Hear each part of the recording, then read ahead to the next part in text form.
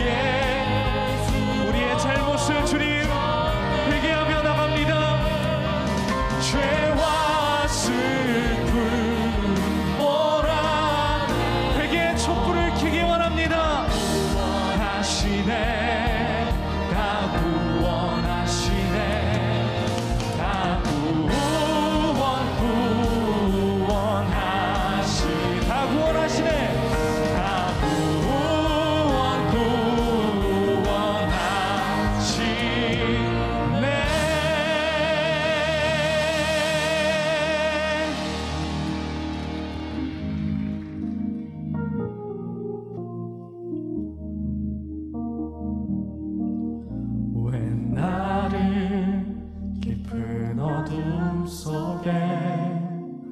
홀로 두시는지 어두운 밤은 왜 그리 길었는지 나를 고독하게 나를 낮아지게 세상 어디도 기댈 곳이 없게 하셨네.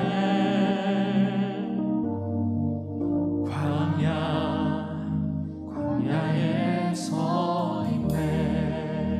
다시 한번 우리 처음부터 고백합시다. 왜 나를 깊은 어둠 속 왜 나를 깊은 어둠 속에 홀로 두신 광야 한가운데 구덩이에 빠져있는 성도들 주님 오늘 이 찬양이 나의 찬양 되게 하여 주옵소서. 나를 고독하게 나를 낮아지게 세상 어디도 기댈 곳이 없게 하셨네.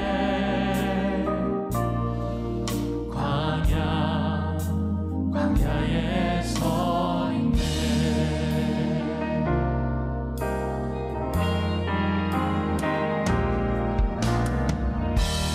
주님만 내 도움이 되시고 주님만 내 빛이 되시고 주님만 내 친구 되시는 광야 주님 손 놓고는 단 하루도 살 수 없는 곳 광야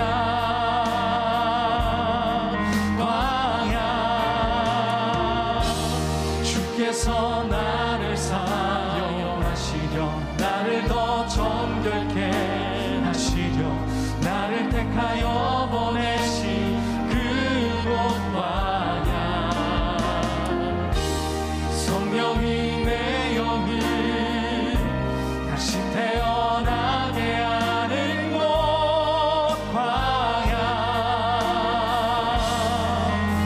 광야에 서 있네. 주님만 내 도움이 되시고 주님만 내 빛이 되시고 주님만 내 친구 되시는 광야 주님 손 놓고는 단 하루도 살 수 없는 곳 광야 우리 손을 들고 우리 주님의 손을 우리 함께 잡으며 주께서 나를 사용하시려 나를 더 정결케 하시려 나를 택하여 보내신 그곳 광야 성령이 내 영을 다시 태어나게 하는 곳 광야 우리 마지막으로 한 번만 더 찬양합니다. 광야에서 주님만 내 도움이 되시고 주님만 내가 산을 향하여 눈을 들리라. 나의 도움이 어디서 올고 나의 도움이 천지를 지으신 여호와께로서이다. 주님 손 놓고는 단 하루도 살 수 없는 곳 광야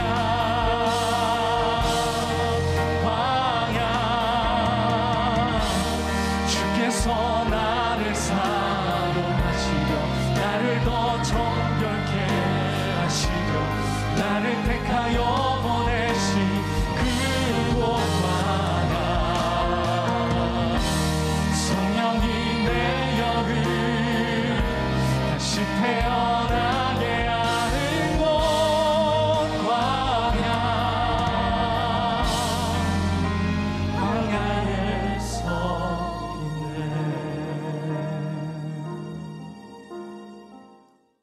우리에게 주시는 하나님의 말씀은 창세기 37장 18절에서 24절입니다. 창세기 37장 18절에서 24절입니다. 요셉이 그들에게 가까이 오기 전에 그들이 요셉을 멀리서 보고 죽이기를 꾀하여 서로 이르되 꿈꾸는 자가 오는도다. 자, 그를 죽여 한 구덩이에 던지고 우리가 말하기를 악한 짐승이 그를 잡아먹었다 하자. 그의 꿈이 어떻게 되는지를 우리가 볼 것이니라 하는지라. 누벤이 듣고 요셉을 그들의 손에서 구원하려 하여 이르되 우리가 그의 생명은 해치지 말자. 누벤이 또 그들에게 이르되 피를 흘리지 말라. 그를 광야 그 구덩이에 던지고 손을 그에게 대지 말라 하니 이는 그가 요셉을 그들의 손에서 구출하여 그의 아버지에게로 돌려보내려 함이었더라. 요셉이 형들에게 이르매 그의 형들이 요셉의 옷 곧 그가 입은 채색 옷을 벗기고 그를 잡아 구덩이에 던지니 그 구덩이는 빈 것이라. 그 속에 물이 없었더라. 이는 살아계신 하나님의 말씀입니다. 아멘.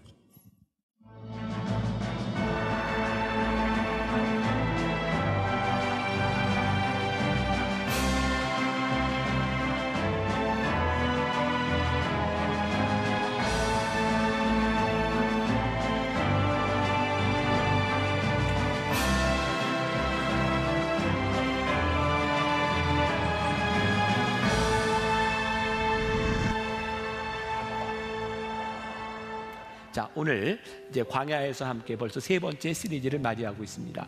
첫 번째 말씀 혹시 제목이라도 기억을 하시나요? 네, 가나안 땅에도 광야는 있다. 네, 뭐 이제는 놀라지도 않습니다. 뭐 어제나 오늘이나 표정이 다 그랬어요. 네, 두 번째 광야에서 흘리는 눈물에 대해서 말씀을 나누었죠. 자, 첫째 주에 주인공이 누구였죠? 아브라함이었고 지난주의 주인공은 하갈이었습니다. 오늘은 요셉의 이야기를 통해서 광야 구덩이에서 시작되는 구원, 이런 제목으로 말씀을 나누게 됩니다. 지난주, 지지난주에도 제가 여러분들에게 말씀을 드린 것처럼 이 광야는 어떤 지리적인 광야가 될 수도 있고 또 어떤 면에서 보면 우리의 인생에서 만나는 광야가 될 수 있습니다. 8종류의 광야를 이야기하는데 아마 이 땅에 사는 사람이라면 아마 이 광야는 내 광야야 라는 또 생각하는 부분들이 있을 것 같아요. 그 광야에서 하나님이 어떻게 역사하시는지 우리들의 삶에, 우리들의 신앙에 잘 적용할 수 있으면 좋겠습니다. 자, 우리 인생에서요 광야 구덩이를 만날 때가 있어요. 심각한 것은 이 광야 구덩이에 우리들이 던져졌을 때 우리는 늘 이런 질문을 한다는 거죠. 내가 뭘 잘못했지? 그런데 우리들의 삶에는 말이죠, 우리들의 선함과 악함과 관계없이 우리들에게 닥치는, 우리들이 어려움을 당하는 광야 구덩이가 있다는 거예요. 모든 일들이 선과 악으로 이렇게 해결되고 설명될 수 있으면 얼마나 편안하겠습니까? 그러나 우리의 인생은 그렇지 않습니다. 얼마 전부터 그 넷플릭스라고 하는 그 OTT 그 프로그램에 그 지옥이라고 하는 그 드라마가 1위를 했다, 이런 이야기가 있어서 제가 또 지옥이라고 하는 드라마를 보게 되었습니다. 그리고 언젠가 한번 우리 교인들과 이 드라마를 가지고 설교를 좀 해야 되겠다. 모르겠어요. 드라마를 만든 사람의 의도는 어떠했는지 모르지만 굉장히 깊은 신학적인, 철학적인, 또 신앙적인 질문을 그 드라마 속에 담고 있는 것을 보게 됩니다. 뭐 이런 내용이죠. 천사가 갑자기 누구에게 나타나서 그의 죽음의 날짜를 고지합니다. 그럼 그날 그 시간이 되면 악마가 와서 그 사람을 지옥으로 데려가는 거죠. 그래서 죽음이 고지되면 지옥으로 간다.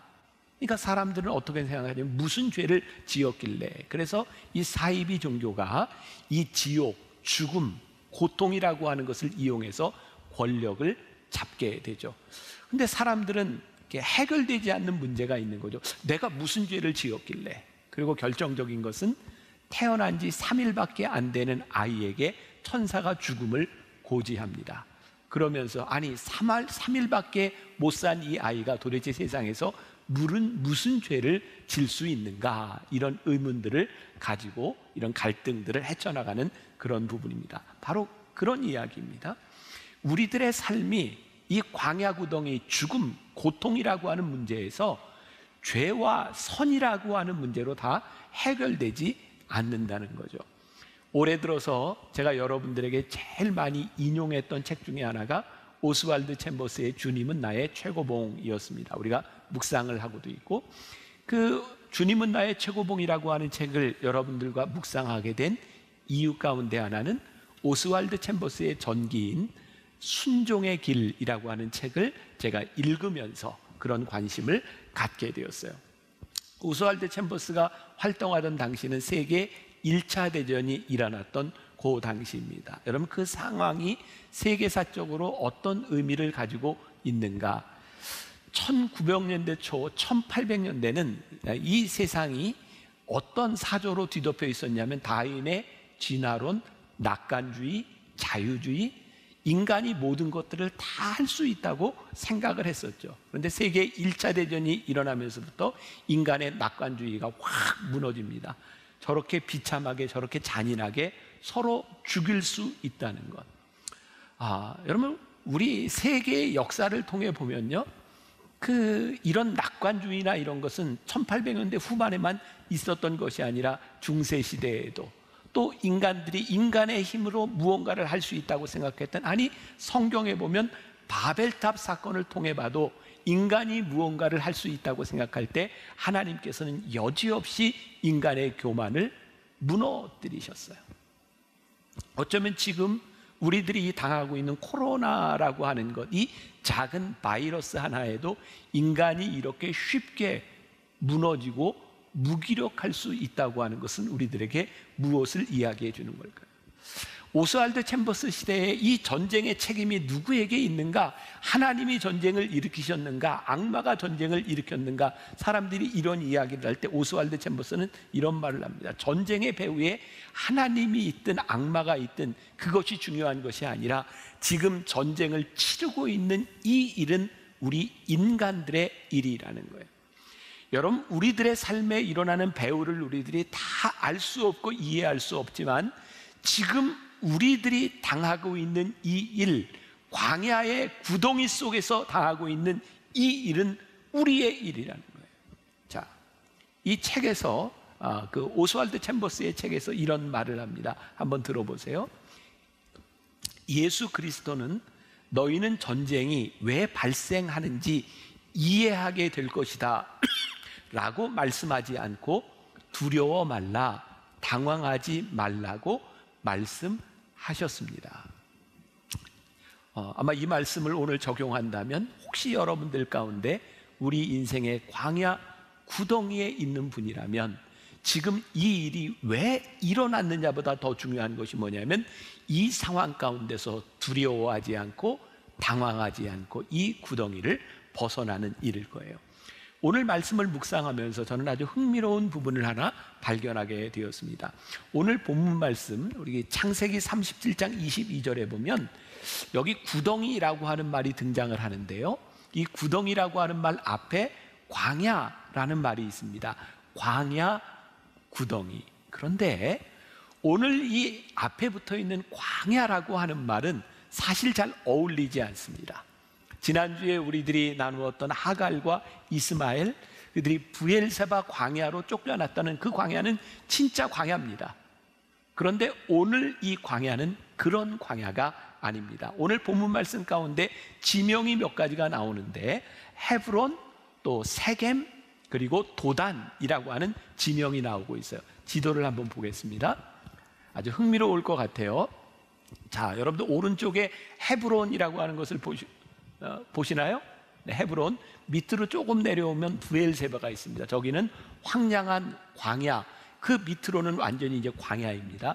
헤브론은 이스라엘 백성들이 가나안 땅에 들어갈 때 정탐꾼을 보냈던, 저기는 젖과 꿀이 흐르는 포도 농사가 아주 잘 되는 곳입니다. 저기 지금 헤브론에 야곱과 요셉 그의 형제들이 살고 있었어요. 그런데 저 헤브론에서 양을 치고 있던 형들에게 아버지 야곱이 요셉을 보내죠. 어디로 보내냐면 세겜으로 보냅니다.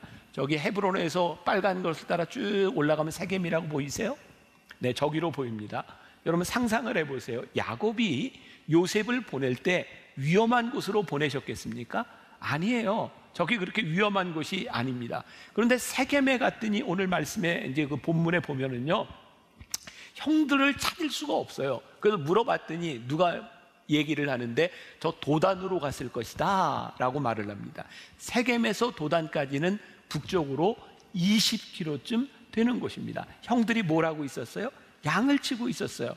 그러니까 저기 도단이라고 하는 것도 양을 먹이기 위해서 간 것입니다. 큰 지도를 한번 보여주세요. 자, 저기 왼쪽에 지중해가 있고 도단, 세겜, 베델이라고 하는 지역, 저기 왼쪽으로 해안과 다다르고 있는 저 지역은 이스라엘 지형에서 샤론 평야와 위로 가면 이스라엘 평야가 있는 곳입니다. 저 도단이라고 하는 것은 이스라엘 평야가 끝나는 지점에 있어요. 자, 저 지역이 광야하고는 조금 관계가 먼 지역입니다. 적어도 농사를 지을 수 있는 풍요로운 땅은 아니라 할지라도 양을 칠 수 있는 목초지가 있는 땅이 저곳입니다. 그러니 저것은 단순히 지리적인 광야를 이야기하는 것이 아니라 구덩이, 요셉이 난처한 일에 처하게 된 광야와 같은 구덩이, 즉 인생의 광야, 어두운 구덩이를 이야기하고 있는 거예요. 그러니까 우리들의 삶에는요, 진짜 지리적으로 광야와 같은, 환경적으로 광야와 같은 상황만을 맞이하는 것이 아니라 우리 인생의 어두운 구덩이 속에 우리들이 처할 때도 있어요. 그러니까 오늘 말씀을 듣는 사람 가운데, 그래, 내가 지금 인생의 광야 구덩이에 있구나 라고 생각하는 분도 분명히 있을 거예요. 근데 여기에서 중요한 것은 그 광야 구덩이에 요셉이 던져졌다는 거예요. 수동태로 되어 있죠. 던져졌어요. 그의 의사와는 전혀 관계없이 던져진 그곳에서 요셉이 당하는 일인 거죠. 자, 또 적용을 한다면 지금 이 인생의 광야 구덩이가 우리의 의사와는 전혀 관계없이 누군가에 의해서 누구 때문에 우리들이 인생의 광야 가운데, 광야 구덩이에 던져질 수 있다는 말이에요. 자, 오늘 요셉의 이야기를 보면서 우리들이 오해하는 것이 있습니다. 우리는 요셉하면 뭐가 생각나나요? 요셉이 노예로 팔려갔다 애굽 땅에서 뭐가 돼요? 총리가 되었다. 아마 우리 어렸을 때 교회 학교 선생님들을 통해서 제일 많이 들었던 이야기 가운데 하나가 요셉이 노예로 있었지만 하나님이 그를 총리로 삼으셨다라고 하는 것을 우리들이 많이 들었어요. 그런데 이 성경을 이렇게 쭉 읽다 보면 요셉은 한 번도 총리가 되기 위하여 노력한 적이 없어요. 요셉은 총리가 되는 것도 원했던 적이 없어요. 자, 제가 이번 시리즈 말씀을 그 이진희 목사님이 쓴 광야에 살다라는 책을 많이 이렇게 보고 참조했다고 했는데 거기에 이런 구절이 있어요. 제가 조금 읽어드릴게요. 사실 요셉 이야기는 꿈, 성공, 형통과는 별다른 관계가 없다. 요셉이 꿈을 꾸었는가? 아니면 하나님이 그에게 꿈을 주셨는가? 요셉이 노력해서 인생의 정상의 자리에 올랐는가? 아니면 하나님이 그 자리에 올라가게 하셨는가? 요셉이 형통한 자가 되어 잘 먹고 잘 살았는가? 아니면 하나님이 당신의 구원 계획을 이루기 위해 요셉으로 하여금 애굽의 총리가 되게 하셨는가? 자, 오늘 본문 창세기 37장 18절부터 20절 말씀을 우리가 다시 한번 보겠습니다. 자, 같이 읽습니다. 자, 시작. 요셉이 그들에게 가까이 오기 전에 그들이 요셉을 멀리서 보고 죽이기를 꾀하여 서로 이르되 꿈꾸는 자가 오는도다. 자, 그를 죽여 한 구덩이에 던지고 우리가 말하기를 악한 짐승이 그를 잡아먹었다 하자. 그의 꿈이 어떻게 되는지를 우리가 볼 것이니라 하는지라. 자, 지금 일이 진행되고 있는데 요셉의 의지와는 전혀 무관하게 지금 일이 진행되고 있어요. 요셉의 형들은 꿈꾸는 요셉이 미웠어요. 그래서 요셉의 꿈이 얼마나 허망한가, 허황된 것인가를 보여주기 위해서 그를 죽이려고 하죠. 그래서 구덩이에 던져 넣었지만 다행히 그의 장형, 큰형 루벤이 만류하고 그리고 요셉의 목숨을 빼앗지는 않습니다. 그런데 요셉은 그 광야 구덩이에서 건져내져서 진짜 광야로 들어갑니다. 어떻게? 애굽 땅의 노예로 팔려가게 된 것이죠.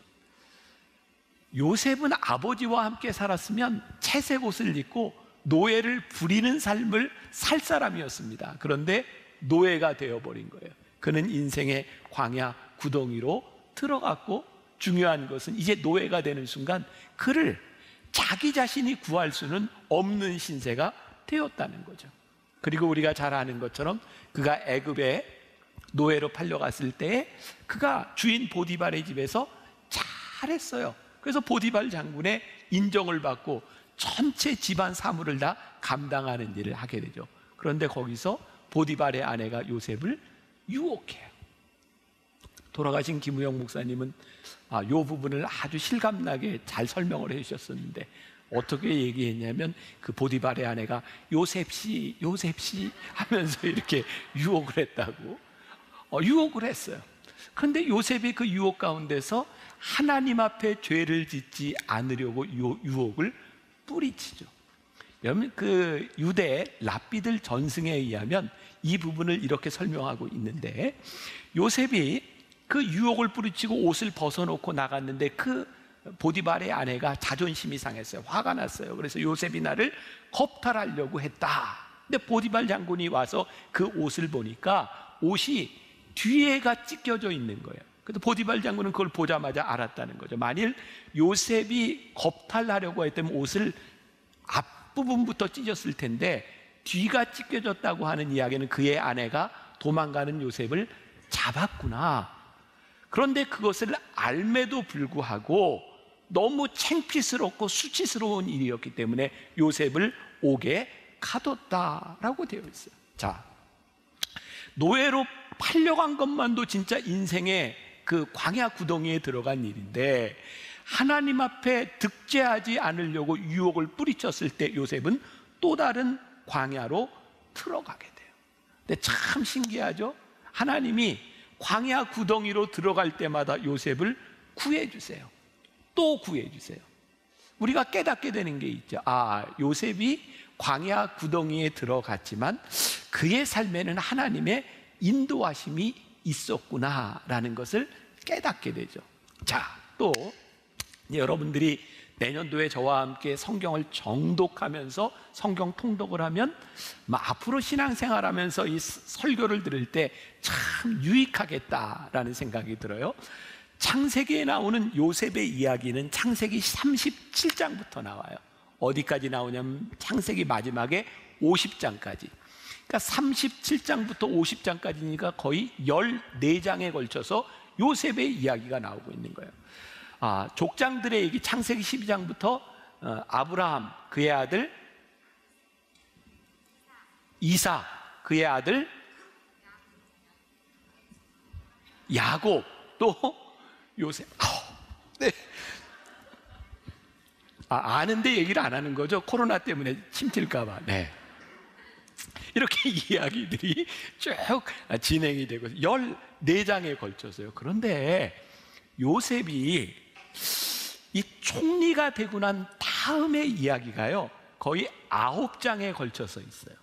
자, 우리는 요셉하면 총리의 이야기에서 끝나요. 왜냐하면 우리는 요셉이 총리가 된 성공 스토리에 관심이 있기 때문이죠. 그런데 진짜 성경을 보니까 요셉이 총리가 된 다음 9장에 걸쳐서 이야기가 나오고 있다고 하는 것은 요셉에 대한 말씀의 주제가 총리가 아니라 하나님께서 요셉을 총리로 삼으셔서 어떻게 구원 사역을 펼쳐가시고 있는가, 하나님의 계획에 대한 이야기가 요셉의 이야기의 초점이라는 것이죠. 우리가 요셉의 이야기를 오해하고 있는 것은 우리가 너무나 하나님을 믿으면서 우리의 신앙 가운데서 성공에 초점을 맞추고 있지 하나님의 뜻이 무엇인지를 별로 보려고 하지 않는다는 것이에요. 요셉의 이야기를 보면서 우리 꿈의 성취가 아니라 하나님의 언약의 성취를 볼 수 있을 때 우리들이 성경을 올바로 이해하게 되는 것입니다. 요셉은 자신의 노력으로 총리가 된 것이 아니라 하나님이 계획을 이루시기 위해서 요셉을 총리의 자리에 옮겨 놓으셨어요. 요셉은 그의 노력으로 성공한 사람이 아니라 하나님의 뜻 가운데 그는 성공하도록 되어 있는 사람이었어요.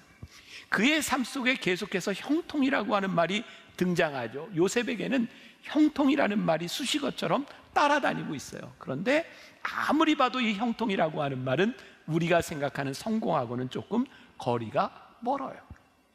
요셉이 언제 형통했어요? 노예로 팔려갔을 때. 요셉이 언제 형통했어요? 억울하게 감옥에 갇혔을 때. 우리가 생각하는 형통과 요셉의 형통은 조금 다른 것이죠. 이 형통이라고 하는 말의 히브리어가요, 찰라흐라는 말이에요. 저는 히브리어를 잘 몰라요. 책에 나오는 이야기입니다. 형통이라고 하는 히브리어 말이 찰라흐라고 하는 말인데, 이게 무슨 뜻을 가지고 있냐면 밟고 건너가다, 산을 넘어가다, 강을 건너가고 앞으로 나아가고 장애물을 극복하고 돌진하다. 이게 형통이라는 뜻을 가지고 있는 거예요. 세상은 형통을 어떻게 이해하죠? 강도 없고 산도 없고 아무 문제가 없는 것을 형통이라고 생각하는데, 성경은 형통을 뭐라고 이야기하냐면 구덩이도 넘고 유혹도 이기고 감옥도 살아내는 것을 형통이라고 말씀하고 있는 거예요. 오늘 우리가 성경적으로 형통을 잘 이해하는 것도 굉장히 중요한 일이고요. 자, 오늘 말씀의 제목이 뭐냐면 광야 구덩이에서 시작되는 구원이에요. 자, 요셉의 이야기 가운데 그의 광야 구덩이에서 어떻게 잘 되고 있는지를, 창세기 50장 20절, 아마 요셉 이야기의 주제 결론일 것 같아요. 창세기 50장 20절 말씀 우리 같이 보겠습니다. 50장 20절 같이 봅니다. 시작. 당신들은 나를 해하려 하였으나 하나님은 그것을 선으로 바꾸사 오늘과 같이 많은 백성의 생명을 구원하게 하시려 하셨나니. 요셉의 삶이 평탄하지 않았고 광야 구덩이를 만나게 된 일이 우연한 일이 아니라 하나님께서 이스라엘 백성을 구원하시기 위하여 요셉을 광야의 구덩이로 인도하셨다는 말씀이에요. 제가 개인적으로 굉장히 좋아하는 말씀, 로마서 8장 28절, 롬8, 28, 이 말씀을 보고 읽을까요? 같이 외워볼까요? 네, 같이 볼게요. 네, 자, 같이 한번 보겠습니다. 시작. 우리가 알거니와 하나님을 사랑하는 자, 곧 그의 뜻대로 부르심을 입은 자들에게는 모든 것이 합력하여 선을 이루느니라.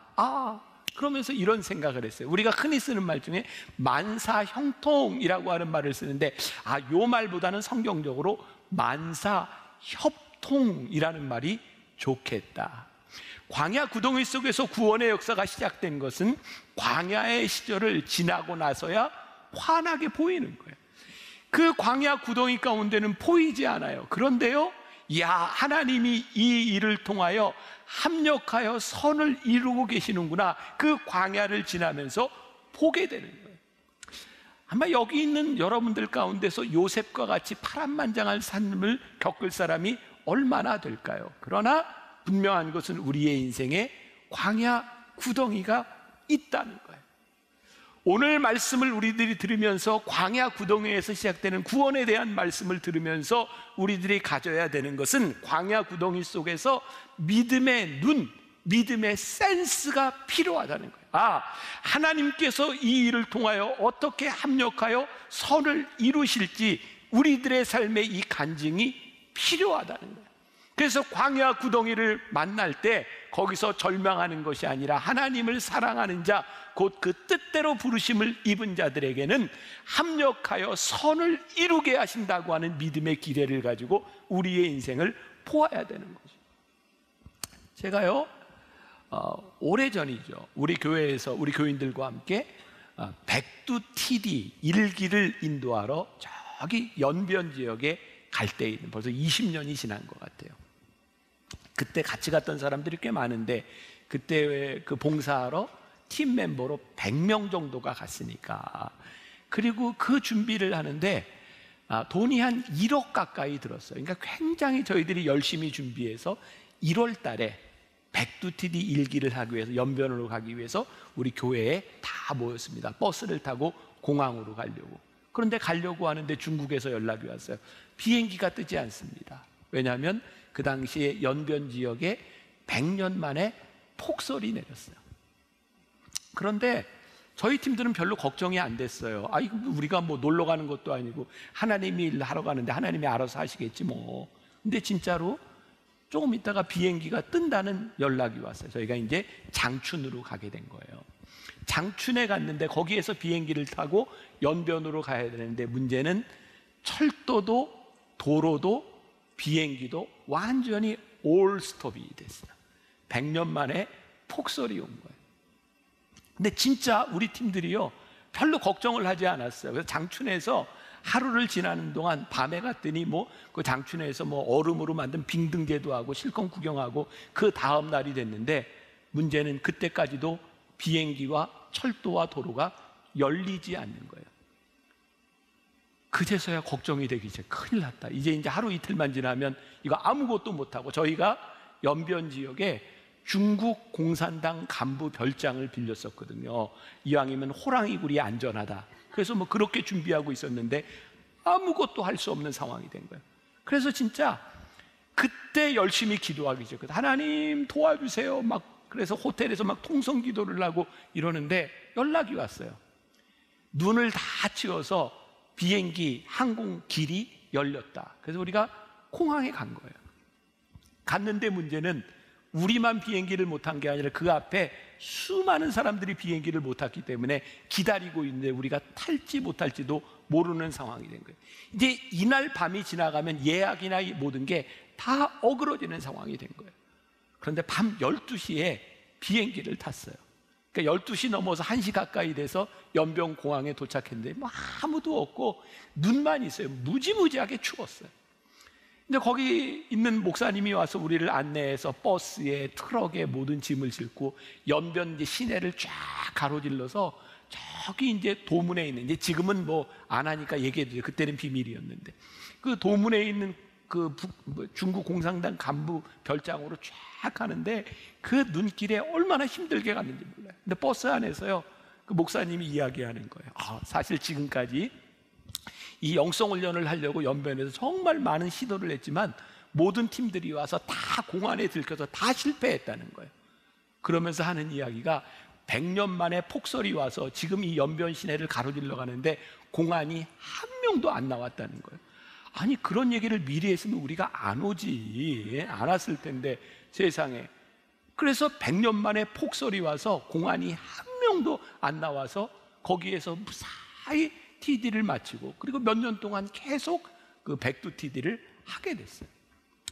제가 이 간증을 교인들과 함께 참 많이 나눴어요.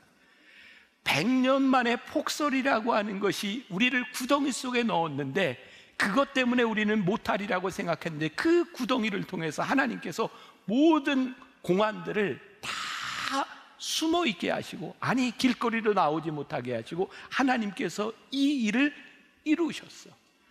그러니까 우리가 영성훈련을 할 수 있었던 그 이유 가운데 하나는 우리가 광야 구덩이를 만나지 않았다면 절대로 일어날 수 없는 일들이 일어났다는 거예요. 우리의 인생에 이런 간증들이 있어요. 요셉을 통해 보니까 형이 그를 죽이려 했을 때, 그를 웅덩이에 섰거나 노예로 팔아버릴 때, 하나님께 범죄하지 않으려고 무고하게 감옥에 갇혔을 때, 그리고 한없이 감옥에서 긴 시간을 지나야 했을 때 하나님께서는 이 시간들을 정말 드라마처럼 연결시키셔서 하나님께서 요셉을 총리로 세우시고 이스라엘 백성들을 구원하는 일을 행하셨다는, 놀랍고 확실한 정의를 하나 내리게 되는데, 세상에서 말하는 형통은 내가 원하는 것이 이루어질 때 야 형통했다라고 이야기하지만, 우리 신앙인의 형통함은 하나님의 뜻이 나를 통해 이루어질 때 우리가 형통했습니다 라고 고백할 수 있는. 자, 다시 창세기 50장 20절. 당신들은 나를 헤아려 하였으나 하나님은 그것을 선으로 바꾸사 오늘과 같이 많은 백성의 생명을 구원하게 하시려 하셨나니. 순간순간 광야 구덩이를 만날 때마다 인생이 막히는 줄 알았는데 기가 막히게 통하게 하셨어요. 막다른 길인 줄 알았는데 하나님께 통하는 길이 되어 있었던 것이죠. 선으로 바꾸사라고 하는 말에 주목해 봅시다. 우리가 생각하는 선은 무엇일까요? 성공을 향해 가는 것이죠. 근데 하나님께서 말씀하시는 선은 무엇이냐면 하나님의 뜻을 이루어 가시는 것을 선이라고 말씀하고 있어요. 자, 우리는 성경에서 믿음의 사람들을 봅니다. 아브라함, 이삭, 야곱, 요셉, 또 우리 많은 사람들이 있어요.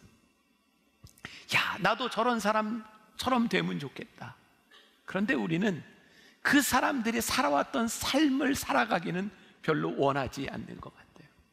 그들의 삶이 그렇게 쉽지 않았어요. 모두가 광야 구덩이를 지나간 사람이었어요. 그런데 그 안에서 형통함을 경험했던 사람들이죠. 저는 로마서 8장 28절 말씀을 굉장히 좋아하는데 그 뒤에 있는 로마서 8장 32절부터 35절까지의 말씀은 더 좋아요. 자, 32절에 이런 말씀이 있어요. 자기 아들을 아끼지 아니하시고 모든 사람을 위하여 내주신 이가 어찌 그 아들과 함께 모든 것을 우리에게 주시지 아니하겠느냐. 35절, 누가 우리를 그리스도의 사랑에서 끊으리요? 환난이나 곤고나 박해나 기근이나 적신이나 위험이나 칼이랴. 하나님이 우리를 얼마나 사랑하시는지 그 아들을 아낌없이 우리들에게 주신 분인데 그 하나님의 사랑에서 누구도 우리를 끊을 수 없다. 환난이나 곤고나 박해나 기근이나 적신이나 위험이나 칼이 우리들에게 다가올 때 그 사랑에서 우리를 끊을 수 없다. 말씀을 통해 우리들이 보는 하나님의 은혜와 사랑이 무엇이에요? 우리에게 항상 성공이나 문제가 없이 잘 되는 풍요를 주시는 것이 아니라 그 어떤 고난 가운데서도 우리를 지켜주시고 우리와 함께 하시며 광야 구덩이 속에서 우리를 이끌어 주시는, 합력하여 선을 이루게 하시는 하나님을 우리들이 보게 됩니다. 여러분, 히브리서 11장을 우리들이 믿음장이라고 합니다. 여러분들 오늘 꼭 가셔서 히브리서 11장을 보세요. 거기 믿음의 사람들에 대하여 어떻게 표현하고 있는가. 여러분, 이 믿음으로 이 사람은 근데 거기에 세상적인 복과 축복이 있는 것이 아니에요. 믿음으로 이 세상에서 약속을 받지 못했으나 믿음으로 그들은 하나님의 것을 바라본 사람이었다라고 말하고 있어요. 여러분들, 이 믿음장에서 요셉에 대하여 그가 믿음으로 총리가 되었다는 말이 없어요. 믿음으로 동행하는 사람이었지. 모세가 이스라엘 백성을 가지고 출애굽할 때, 믿음으로 출애굽할 때 믿음으로 홍해를 건넜다는 말이 없어요. 믿음으로 하나님과 동행했던 사람이라는 얘기예요. 믿음의 영웅들, 그들은 단순히 세상에 성공한 이야기들이 아니라 하나님의 은혜 가운데 광야 구덩이를 견디고 하나님과 동행하며 합력하여 선을 이루었던 사람들의 이야기. 오늘 말씀을 마감하려고 합니다. 참 좋은 이야기가 있어서 이 광야를 살다라는 책에 나오는 이야기인데 그 이야기로 말씀을 마무리하려고 해요. 미국에 참 행복하게 인생을 사는 것처럼 보이는 할머니 한 분이 계셨대요. 그분에게는 아들이 셋이 있었는데 셋 다 젊은 나이에 세상을 떠났어요. 하나들은 25살에 교통사고로, 또 하나들은 29살에 백혈병으로, 또 하나들은 35세에 골목에서 총에 맞아 죽었어요. 이 이야기를 듣던 어떤 사람이 할머니에게 이렇게 얘기합니다. 하나님은 당신의 인생 속에 안 계셨군요. 그러자 할머니가 이렇게 이야기합니다. 하나님이 내 삶 속에 계시지 않았다면 내가 그런 일들을 겪고 어떻게 지금까지 살 수 있었겠습니까?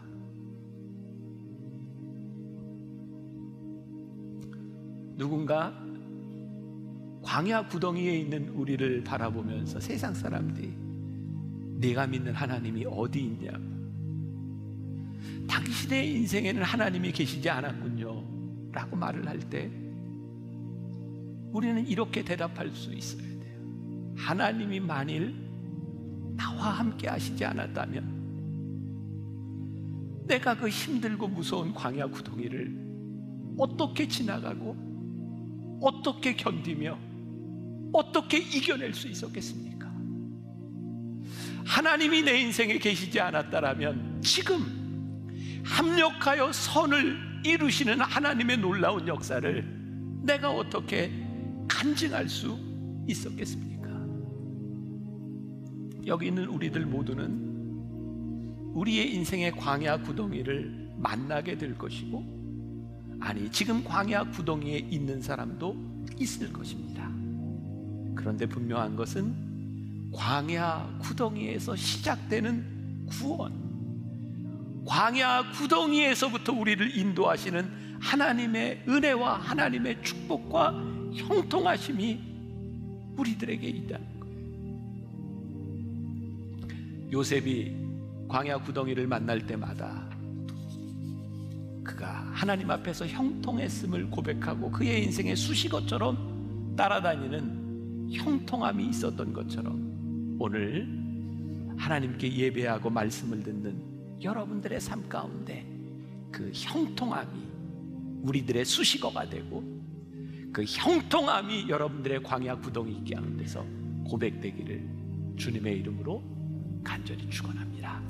우리 같이 광야를 지나며 우리 찬양할 때 이 찬양 가운데 여러분들의 믿음이 고백이 있었으면 좋겠고, 또 찬양할 때 하나님 앞에 깊은 기도를 하기를 원하는 분들은 기도하며 또 찬양하며 함께하면 좋겠습니다. 광야를 지나며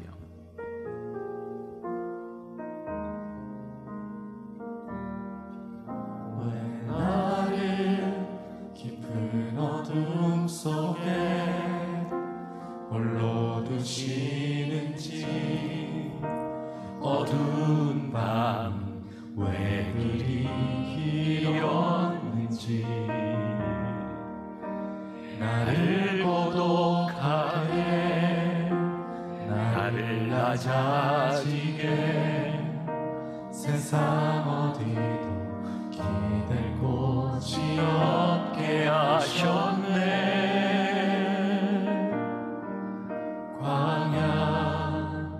광야에 서 있네. 우리 사랑하는 성도들 가운데 광야 구덩이를 지나는 광야의 구덩이 한가운데서 하나님을 바라볼 수밖에 없는 성도들이 나를 붙잡아 주시지 않으면, 하나님의 의로운 오른손으로 나를 붙잡아 주시지 않으면 내가 설 수 없는 인생의 광야를 지나가는 사람들이 있습니다. 세상 너의 인생 가운데 하나님이 어디 있었느냐, 광야 구덩이에 있는 우리들을 향하여 조롱하시고 주님, 우리는 믿음으로 고백합니다. 하나님이 내 인생에 계시지 않았다면, 내 인생의 광야 구덩이 가운데 하나님이 계시지 않았다면 내가 여기에 있을 수 없습니다. 하나님, 우리가 하나님의 은혜가 아니라면 존재할 수 없었더라고. 주님, 하나님 앞에 믿음으로 고백합니다. 주님, 태어나게 하는 아버지 하나님, 하나님의 은혜는 아버지 하나님, 하나님 우리를 붙잡아 주시지 않으면 설 수 없는 존재임을 우리들이 고백합니다. 아버지 하나님, 우리의 인생을 형통케 하시는 하나님의 은혜를 바라보고 하나님을 사랑하는 자, 그들을 어두운 자들에게 모든 것이 합력하여 선을 이룬다 말씀하셨습니다. 주님, 우리가 오늘 하나님 앞에 아버지 하나님, 하나님의 은혜를 생각하고 내 섰습니다. 주님, 우리의 인생 가운데 찾아오소서. 아버지 하나님, 당신의 백성들에게 찾아오시는 아버지 하나님, 주의 은혜로 붙잡아주시옵소서. 아버지, 우리 가운데 역사하시옵소서.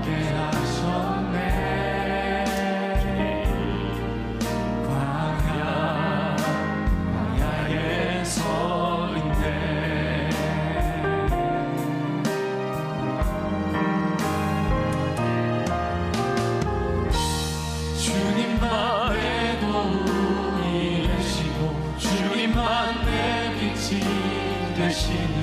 주님만 내 친구 되시는 광야.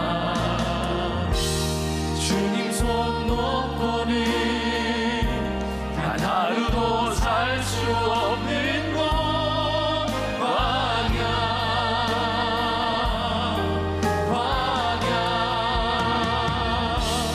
주께서 나를 사용하시며 나를 더 정결케 하시며 나를 택하여 보내신 그곳 광야.